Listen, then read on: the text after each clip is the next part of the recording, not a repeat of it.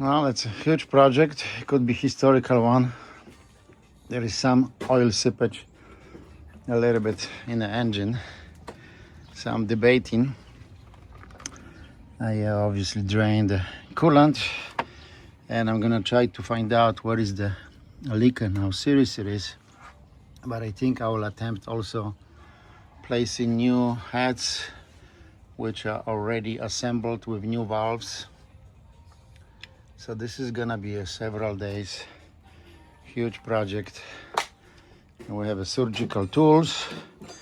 We're ready to go. We're gonna evacuate the air conditioner April 26, I believe, or 25 actually today.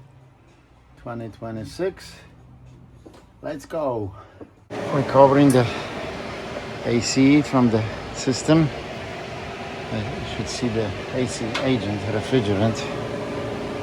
So I can remove those hoses and get better access to the engine.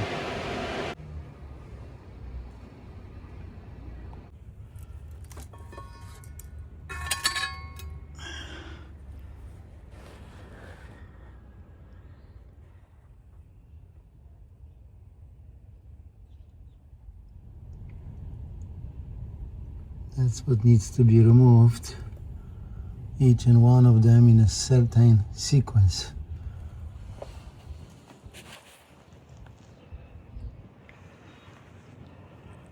Pin pierwszy bolt from the head number 10 is removed.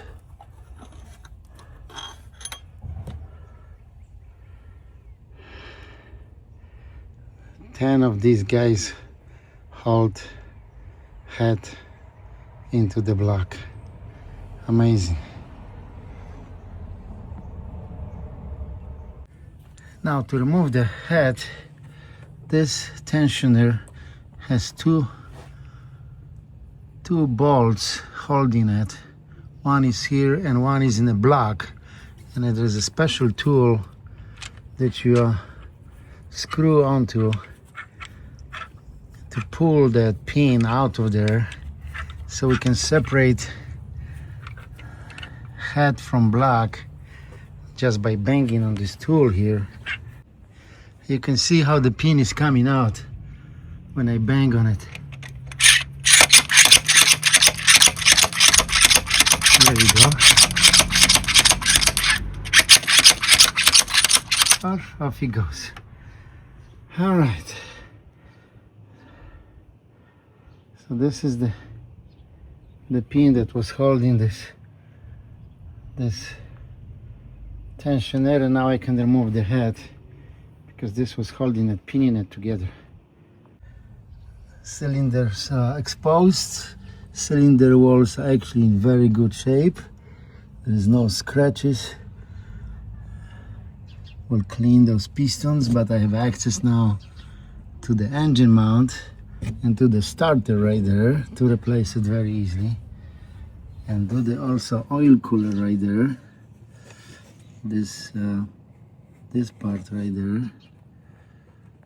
So this is much better access to all these devices now. Sweet.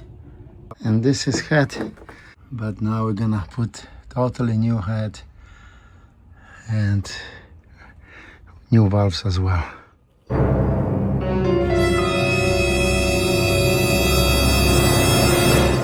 So this is it's another intake valve, and it's worse than the previous one even. Wow, it was time. Look what I found after actual exact inspection and after removing the intake valves. Look at how limited access of the air was. You can tell this is bank one, the driver's side, cylinder 1, cylinder 3, cylinder 5, in cylinder 7, you can tell that the oil slowly entered to intake manifolds because the oil separators were slowly sipping the oil, and that oil was cooking on top of the valves before the oil even entered the combustion, the cylinder. So I did not have any blue smoke or much oil burning, but definitely oil was getting with the air to the engine. So that's the removed valve right there, and the buildup limited the air passage. So this is definitely a great call to do this job. I'm glad I did it. So this is driver side bank, left bank, cylinder 1, 3, 5 and 7 from the right, and you can clearly tell by looking inside how oil was coming through the intake manifold, and the most saturated and dory was cylinder number 1, then a little bit less but still dory and saturated number 3, and then it gets less and less dory with the oil when you get to cylinder 5 and cylinder 7. Versus passenger side bank 2,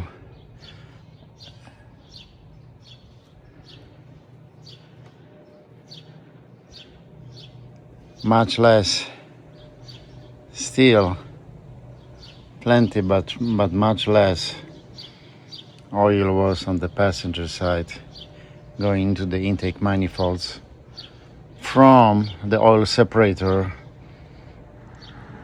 However, the passenger side oil separator was doing all the leaking outside of the engine because of this one particular seal or membrane that didn't seal against the engine block correctly, and that was the initial seepage which made the side and bottom of the engine kind of wet, and this whole thing triggered me to go for it. And then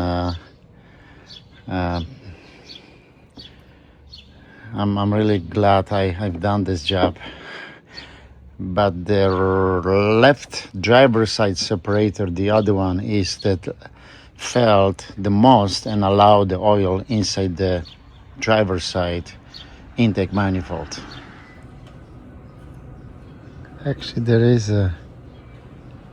already damage on the surface, so this valve was not sealing 100%. You can see the surface is not smooth. Wow.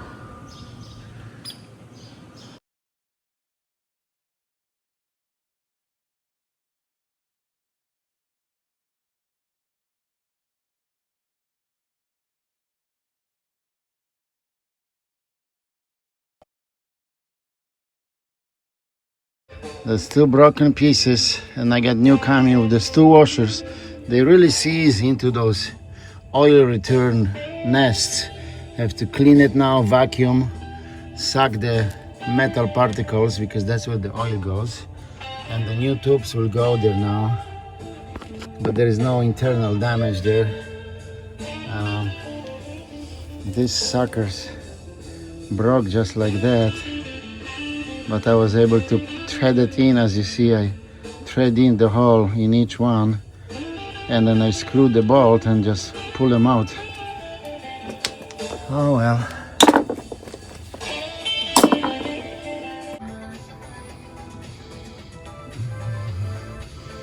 Engine mount is taken out. It's right above left shaft.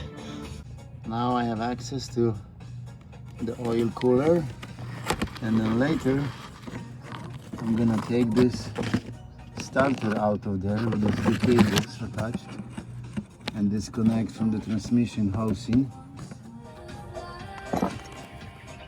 That's the oil cooler. I'm gonna replace it now. It's full of, obviously, coolant in one and oil in another. Okay. But anyway, we're gonna clean here and install new starter now.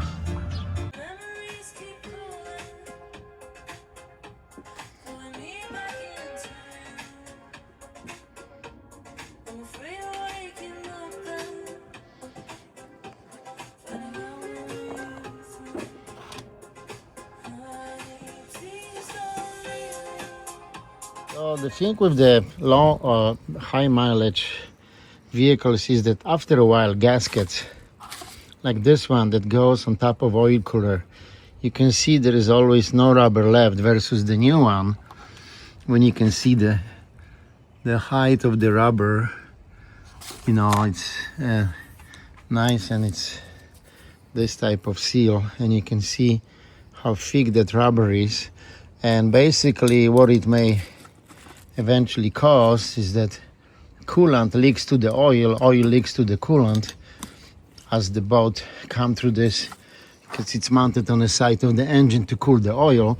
But eventually one leaks to another, and little thing like this, which is like $15 or $30, causes those issues. So with high mileage cars, when you overhaul many things, this is one of them, definitely high priority to do as well.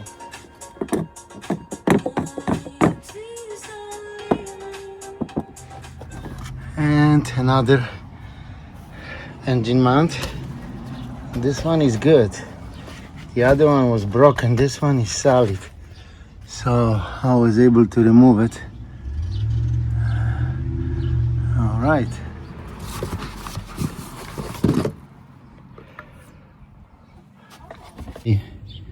Was able to drill the head, and as you see, only the remaining of the bolt is there.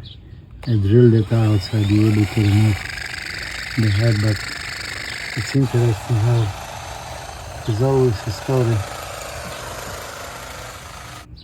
when you don't want to do something, but this, I was able to drill it out. I cannot believe it. How nice. Usually I start with the drill on the left, then I do the coconut, as I call it. Coconut is really good. Rips that bolt right to shredded pieces. And then this guy, carbide bit in the middle, it's a magic one. So yeah, got a tools, got a success. Okay. And I was able to drill from the top like this, right through it.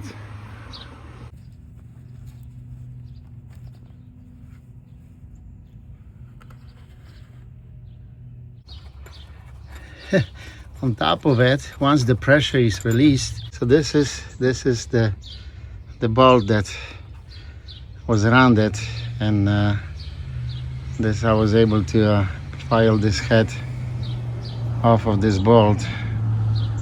Amazing, it came out.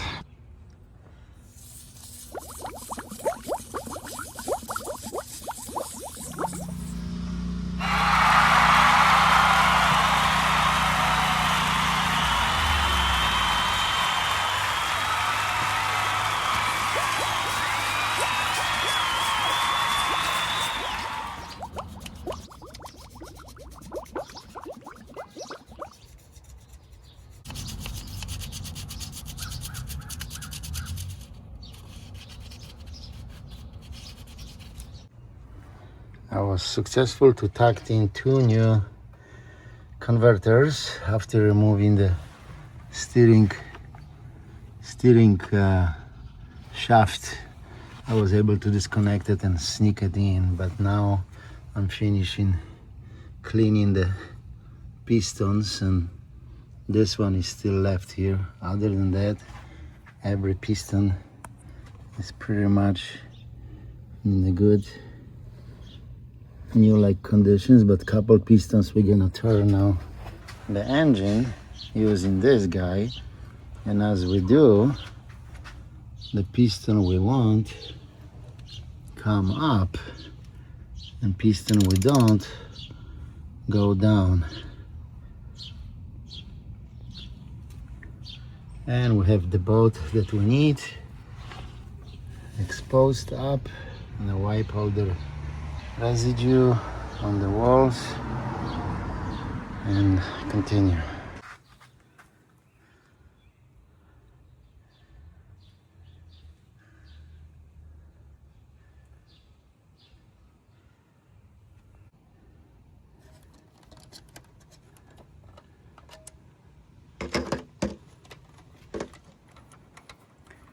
Very loose for now, just to bring him to the edge, and then we will torque him to the specs.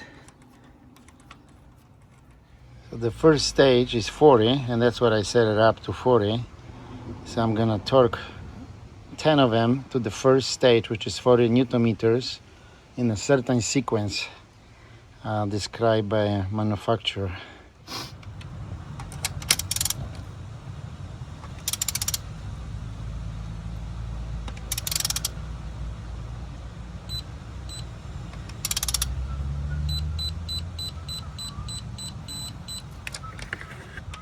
So this is where the timing may play big difference. So on the left, it's a used bank one chain, and if you look at closely, it goes together neck in neck, but slowly this one is getting longer. This is the old one, this is the new one. So slowly you can see like this is not lining up at all, and the one on the left, eventually by the time you get to the top, it's about 3 millimeters longer. So this pin has to go into this guide for the chain, because chain goes around, but it has this guide that after a while I guess it also wears off. So the guides we can also do with this tool, and as you see, it's gonna go in and in.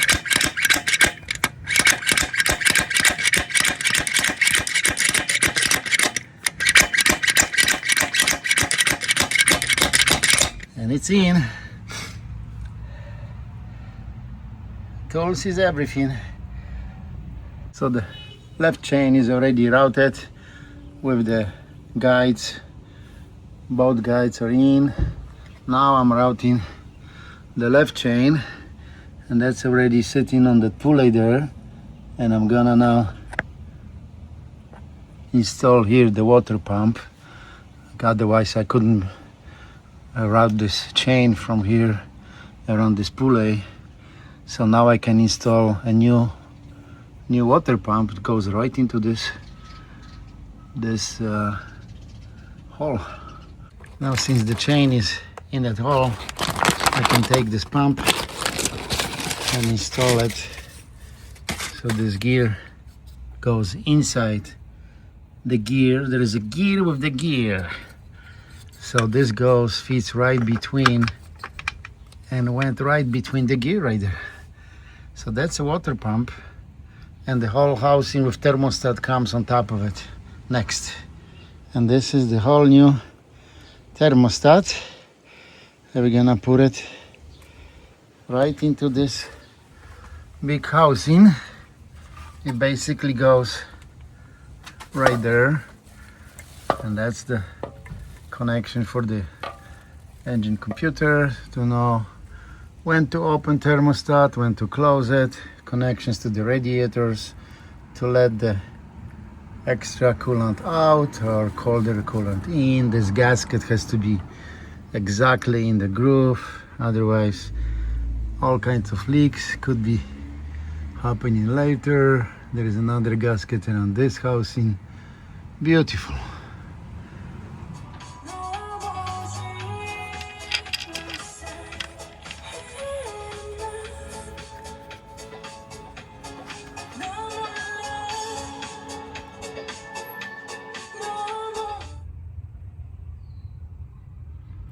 It's my signature. Every bolt is tight. I put my blue signature on it. It means it was all done. This is the exhaust side. Now the exhaust manifolds will go in, and turbos will be next. We have also new turbo oil return tubes which go to the source and drain of oil, and they go there, but before putting in, this special high temperature paste needs to go around those O-rings, and then I'll stick him in there.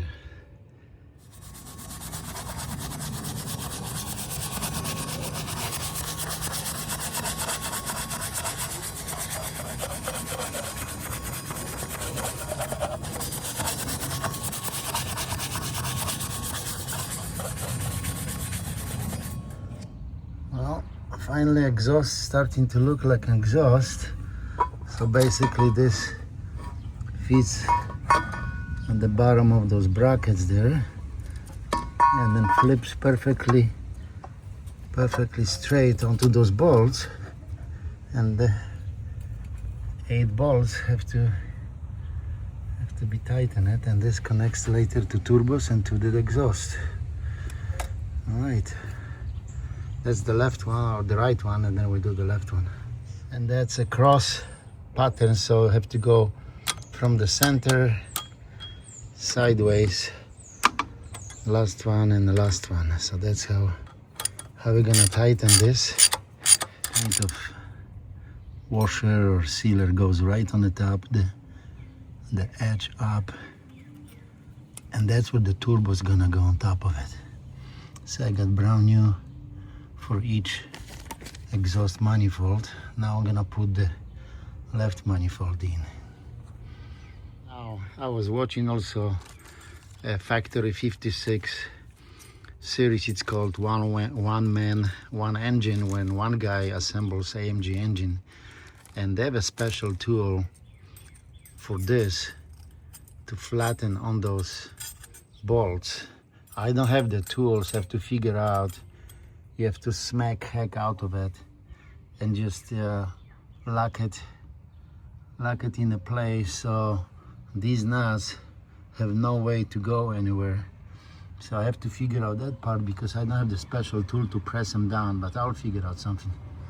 This is the driver's side, which is always left side, but as we're standing, obviously it's to our right, but correctly this is the left side, this is the right side. But anyway, this surface is very delicate, I mean polished, cannot be scratched, and has to match this gasket there very exactly. And I cleaned that with 2000 grade pad, sanding pad and gasket remover, and it's ready to go.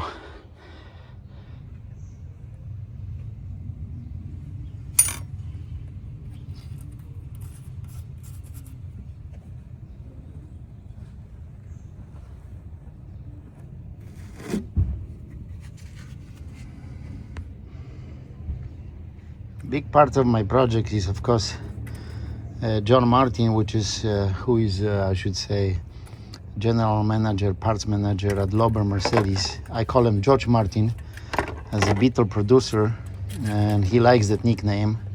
I always call him and say, hey George Martin. But anyway, puts on every part I order my company name. So thanks to John Martin or George Martin, I always get, you know, what I exactly need, and when I need it, he's very thorough with all of this stuff that I need. And anyway, this is new jewelry for the engine. It's the heat shield to block the exhaust heat from going down to the block, I guess, as much as possible. So we're gonna attach this now.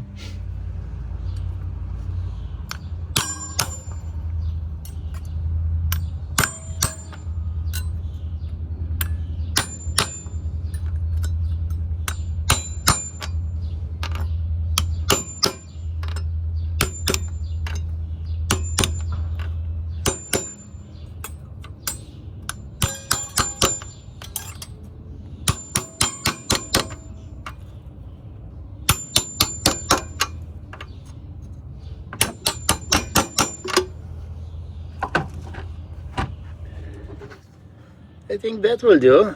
That's close to a factory 56, no? Looks good. It's all locked. So I'm setting up now the left cylinder head timing. So these pointers have to be perfect out in those brackets. Then you release those bolts and the wheels are kind of loose. So now I'm gonna tighten those to the 18 Newton meters at once, and then I'm gonna put the tensioner here on the side, big bolt, and this side will be all set for correct timing as the flywheel is set up in the highest position, TDC of the first cylinder. On the passenger side we will change the camshaft. So this is 420,000 miles camshaft. You can see some marks running on the laps, and this not much damage though for 420,000 miles. This is pretty darn good.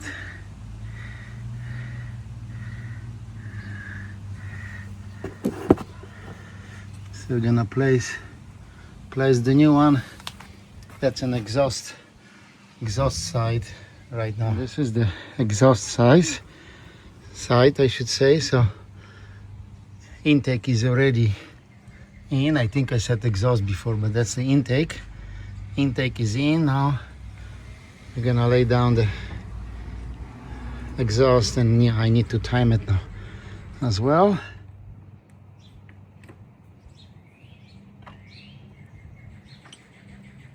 So this goes right there. This goes right there, just as in factory 56. And now we put made in Poland adjusters for chain, and then we'll put the chain over that. This is an old bolt that holds the adjuster, and believe it or not, the plate comes over this with the special device, and this device can push this, and oil pressure can adjust the camshaft position, I believe up to 3 degrees.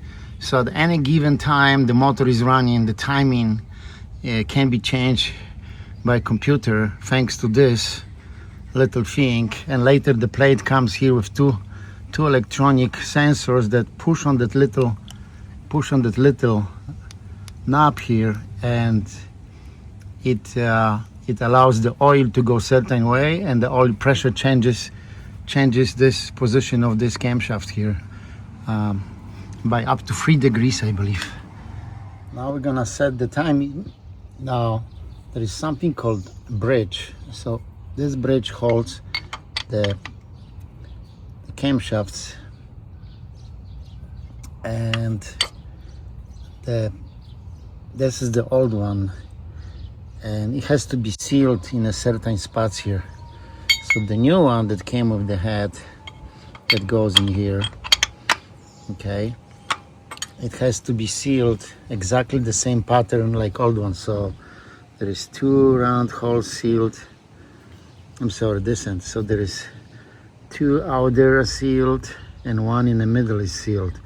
And to do this, German engineering, there is this special gasket like rubber that's squeezed from this gun, and that's exactly what I'm gonna do now. The heads are in, the valves, the camshafts are in, the other camshaft is set, right head is on this side, and you're not gonna believe this chain and this tensioner is being applied by this bolt. I cannot put the bolt in. This thread inside of the block is screwed up. I have no idea why, it just doesn't go in, and I fight it whole day yesterday.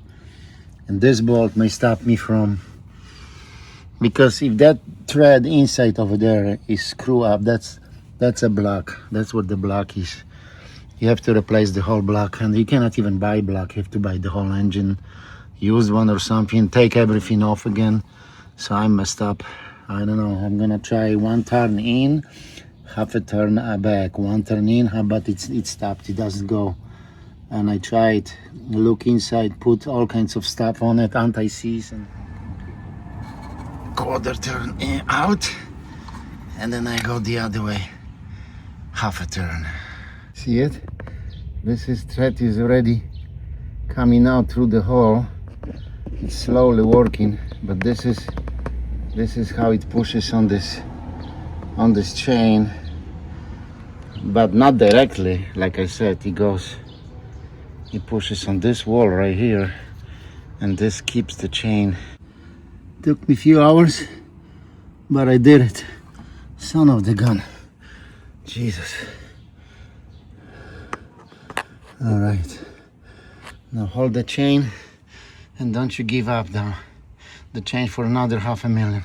Hey, look at the driver's side, the left side. Look at this, and see it pushes.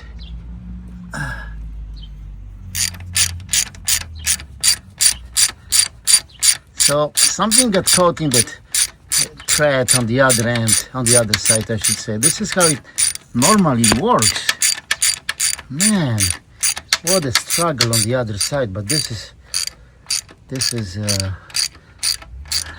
is how it always was. Couple times when I did the timing before. This is where the fun starts. This is the fun part. So there is a special pattern you have to lay on this gasket. So you have to one smooth lines around it. Certain pattern I'm gonna study one more time, and then we're gonna keep going around injectors. You have to do this all correctly, but this is fun part now. The worst part hopefully is behind me. This is old cover. The new cover came with the new heads. These are bearings for camshaft, so nice update. These bearings are not completely shut down, but this is 500,000 miles. So almost, not exactly, but I mean, and this is brand new. All right, let's give a go of this son of the gun now.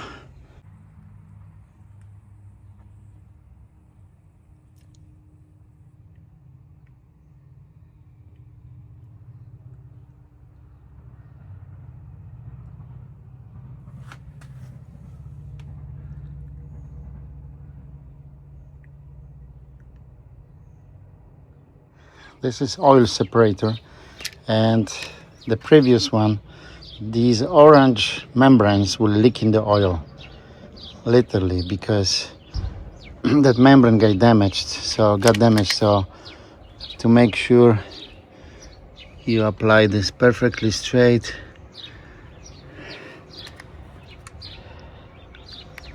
nice. Oil separators are in. They're gonna connect to turbos and to the upper covers. Now I installed new tensioner for the compressor. There's gonna be alternator here, so there's gonna be another tensioner there with new pulleys, new bearings, very nice and tight. Awesome.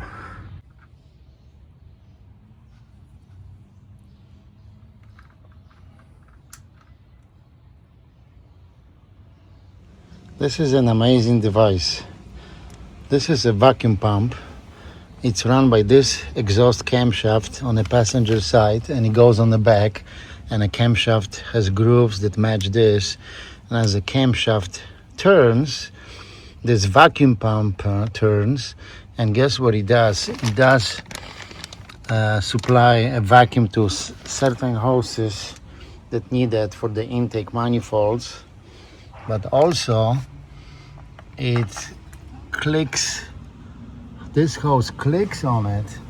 And the reason we have a power brakes is because this hose goes to the master cylinder drum right there behind. Actually, the master cylinder is this part, but there is a drum, and your foot, as you press on the brake, has additional boost because there is a vacuum pulling a drum behind this device there, and that's why it's so easy to brake. And that's what power brakes are. It's a vacuum air that helps to to apply the power to the brakes. Now I'm gonna attack turbos. They're laying upside down, but I'm gonna replace all the lines with new ones. I had them here in my box, and John was nice enough to send me color marked all the hoses and bolts. Gonna be, I hope, super easy. So let's the fun begin. These are little rollers that go into this slot, and then when I drop it, this camshaft pushes this up and down, and that's how the fuel pump is being run through this cylinder that's turning. But the whole thing in this channel goes up and down, and there is a fuel pump sits on top of it, and that's how the fuel is being delivered. Goes right there into this, and then the camshaft can go up and down and pumps it. So, proszę Państwa, jest intercooler, the right one. It goes right here. That's how hot air from the turbos is being cooled with the coolant, and there is another one going on the left side. So we're gonna install it now. This is really nice because they come opened, and all you have to do, pull those blue clips, whatever, after you slide hose where it belongs, and it will lock itself in that place. So this is going right there between two turbo coolers, intercoolers. Very interesting. Now this is the driver's side with the throttle body on both sides, and we're gonna install this one now.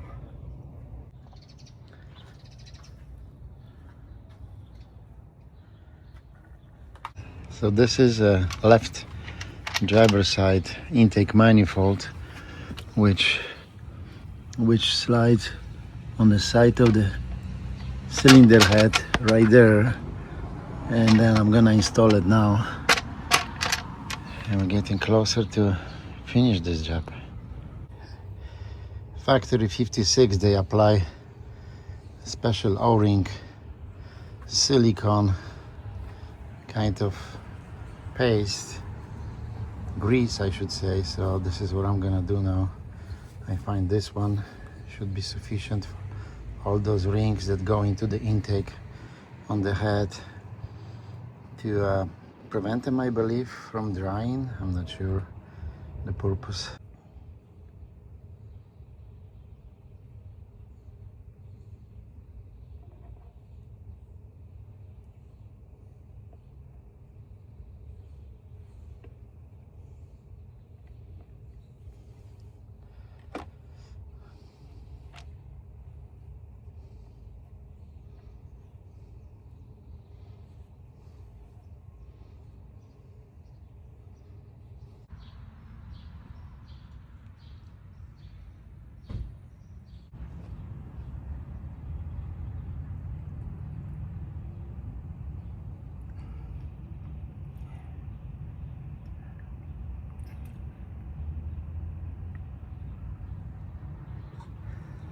Right, the intake manifold on the driver's side is in. This black hose I put in yesterday. All I have to do now is to pull this one out and pull this one out, and this is all tight already. Yeah, right there. Nice. And now the right side, the passenger side, the manifold for the air is installed. So both are complete. Now fuel lines and electric lines.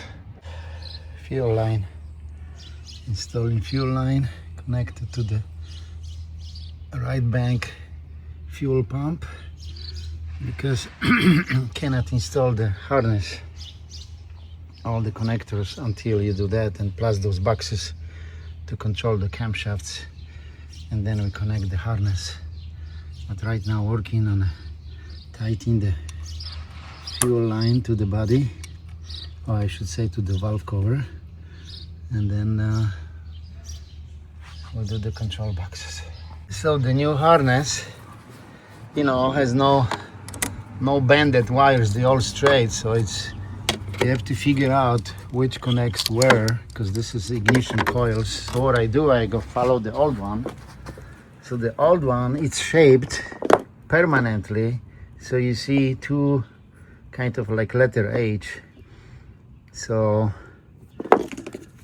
the longest one actually goes to the closest one, so that could be fooling, because I was gonna do like this, and that wouldn't work out. So the longest one goes to the further, to the closest, I mean, ignition coil, and the shortest one go to the more far away ignition coil. So there it is. Another giveaway was this clip, because there is a metal bracket behind it. So I know this one goes to this ignition coil because it has this clip and the bracket. There's no bracket on this side. So this goes to cylinder 3 and 4 on the passenger side. It's not the actual order of cylinders, but I'm talking about this side. So 1, 2, 3, 4 cylinders. So this ignition coil delivers power to the spark plug of this cylinder and this cylinder, while this one delivers power to this cylinder and this cylinder, because there is 4 on each side, obviously V8.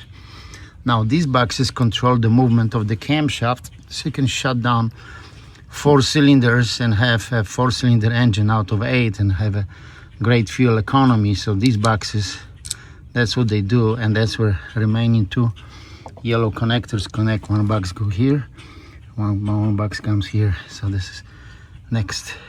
Lots of tight spaces. So as the harness comes from the computer and pins to all the sensors on this side, it comes to this side and spreads to 2 branches. One is the upper branch and one is the lower branch. So upper branch is pretty simple, straightforward. It's very simple to ignition coils, ground.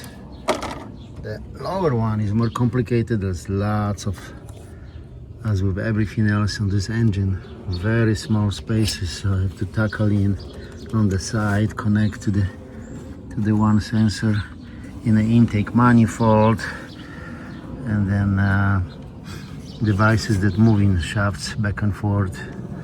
And there's lots of bolts that have to be tight with literally your finger just sliding in there, so very tight. This is to the next box, and I'm gonna mount this connector. It's gonna connect there, and this connector is connecting now here to this one. So very little space to work. And of course the most important, I connect the injectors. So this is injector cable, cylinder 1, cylinder 3, cylinder 5, and cylinder 7. Where are you hiding? He's hiding right there, the white clip. So that's a injector, and I'm gonna remove those cap, and now on top of it the railing will come.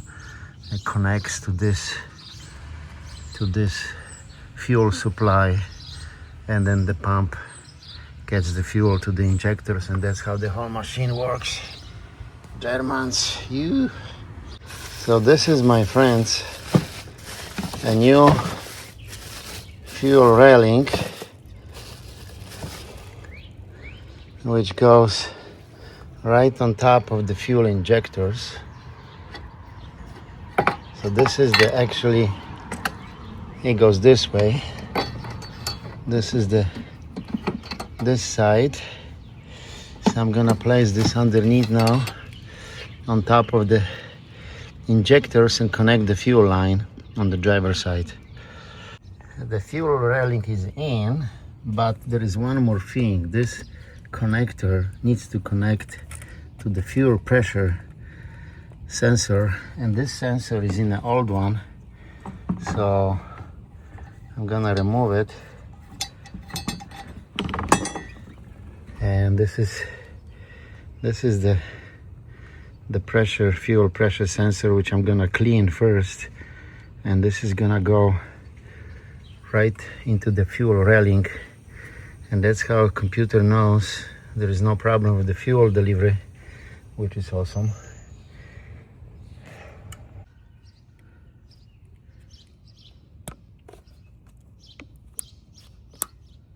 This is how it's locked in place with this little white clicker. It blocks from the connector to slide out, so it's all locked in place now.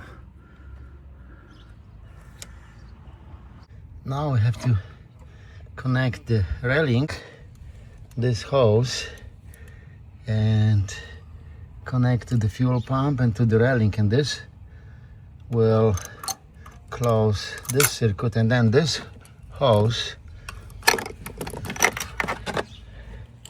connects right here and it closes the whole circuit. The old or used, I should say, railing has very critical parts inside. It's hard to see, but there are special silicone washers and the spring holding and connecting the tip of the spark plug. The tip of the injector, it sits on top of injectors like this. So that's how the fuel gets to the injector, and this has to be really tight and sealed. And it's important to change this to avoid any leaks and fuel pressure being lower. That's why I'm doing this.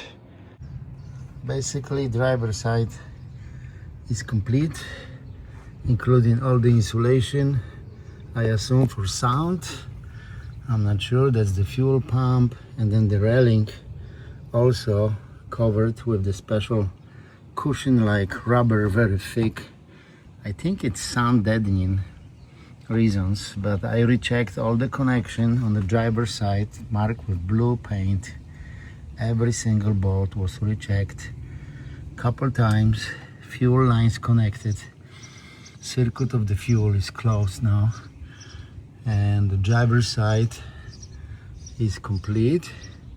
Next will be another oxygen sensor. The other one is down there. We're gonna connect the cables to a fuel pump and to the oxygen sensor, and we're gonna move on to the passenger side, which is not complete.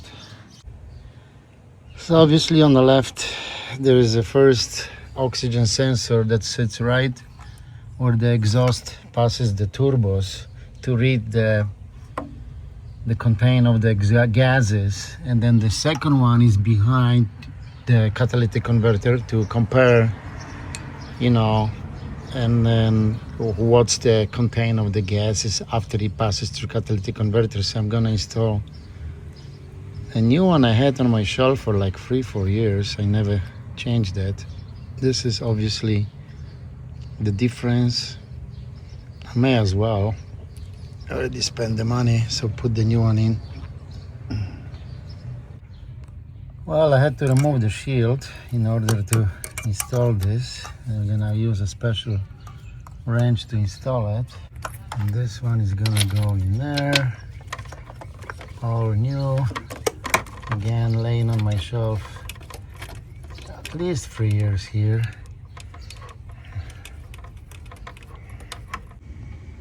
I actually bought this tool a long time ago, and I still have my Acuras, and it's simply just the best because it goes over your cable, and then you can still tighten the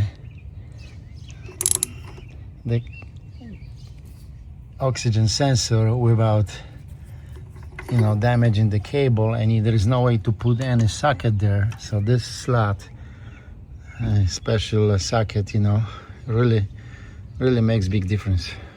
So believe it or not, this hose that's connected to the vacuum goes all around, okay, and switches from plastic to this type. Plastic is still there, but then it switches to better isolation because the heat is is bigger here, closer to turbos. And believe it or not, this hose has to connect behind. That's the tip of it right there, and has to connect on top of this, on the end of this vacuum pump, which I was installing the other day. Progress, progress, progress. I got air filter. Now I gotta connect this to the sensor here, which is right here.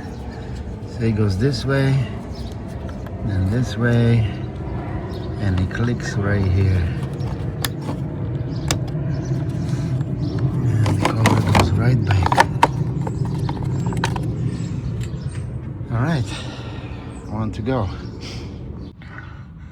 So the alternator belt is on. Now all you have to do, just release the pin, and it puts the load on the spring. There you go. And it's all loaded now. And then the belt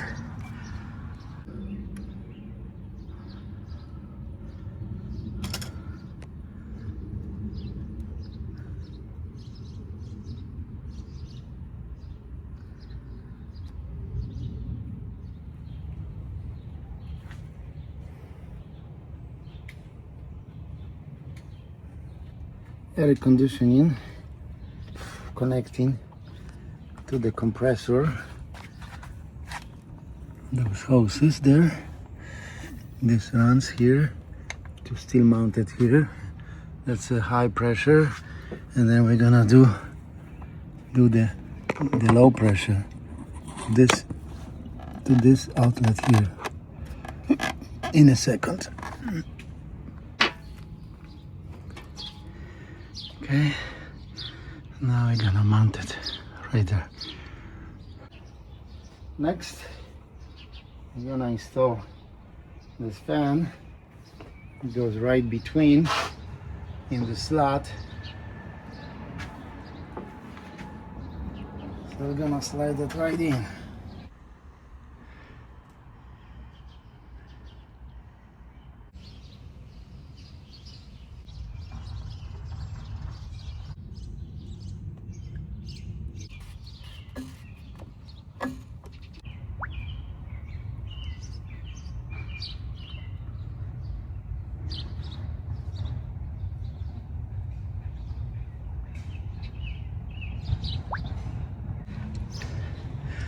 Obviously, next step is to connect the battery so the fuel pump can fire up and get some pressure there.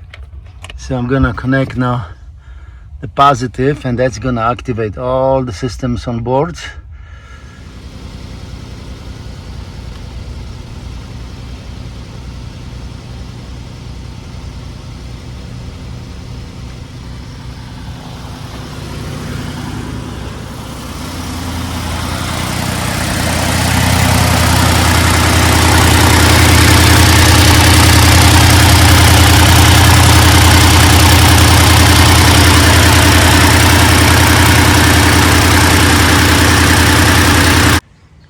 Now camera for night vision, and the radar.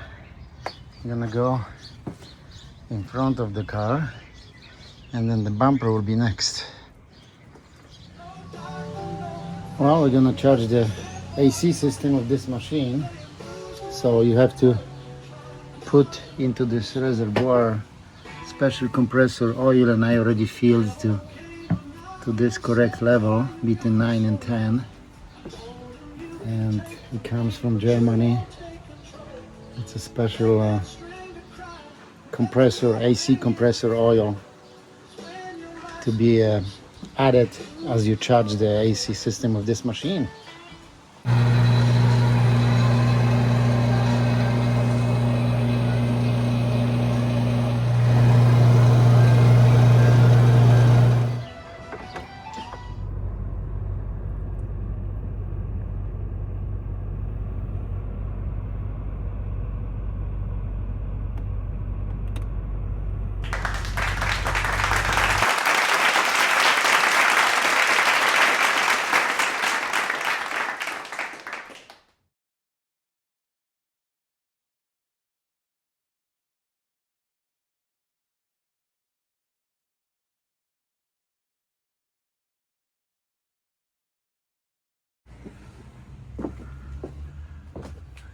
run the test now.